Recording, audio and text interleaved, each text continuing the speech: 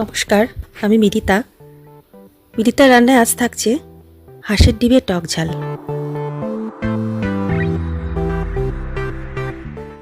প্রথমে কড়াইতে তেল দিয়ে তাতে কুচিয়ে রাখা পেঁয়াজ কুচি দিয়ে একটু ভেজে নেওয়ার পর একটা বড় সাইজের টমেটো ছোট করে টুকরো করে তাতে দিয়ে খানিকক্ষণ ভেজে নিলাম।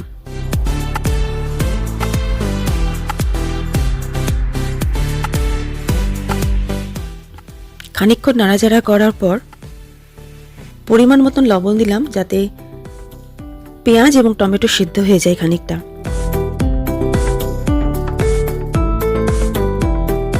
ভালো করে আবার ভেজে নিয়ে 5টা চেরা কাঁচা লঙ্কা, 1.5 চামচ আদা রসুন বাটা দিয়ে খানিকক্ষণ কষিয়ে নিয়ে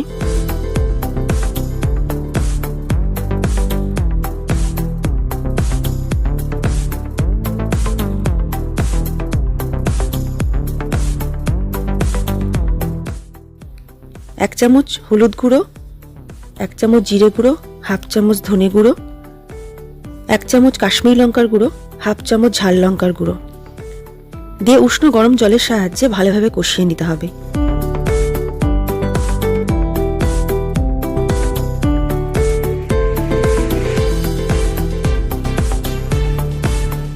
কিছুক্ষণ কষিয়ে নেওয়ার পরে সামান্য ধনেপাতা কুচি দিয়ে আরও খানিকক্ষণ নাড়াচাড়া করে নিতে হবে, যতক্ষণ না মশলা থেকে তেল ছেড়ে আসছে। এবার আমরা দিয়ে দেবো এতে 2 চামচ ভিনিগার, টক ভাবটা আসার জন্য। ভিনিগারটা দিয়ে আবার সামান্য কষিয়ে নেব। কষিয়ে নেওয়ার পরে উষ্ণ গরম জল দিয়ে অপেক্ষা করব ফুটে ওঠা পর্যন্ত। জলটা ফুটে এলে তাতে একে একে হাঁসের ডিমগুলো বাটিতে ফাটিয়ে নিয়ে এই কষানোর মধ্যে একে একে আস্তে আস্তে করে ছেড়ে দিতে হবে।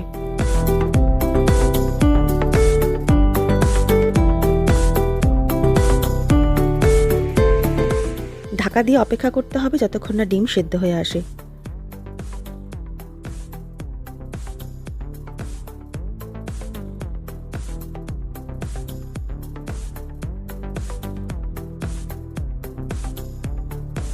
ডিমগুলো সেদ্ধ হয়ে এলে ধনেপাতা কুচি ছড়িয়ে গরম গরম পরিবেশন করুন হাঁসের ডিমের টক ঝাল।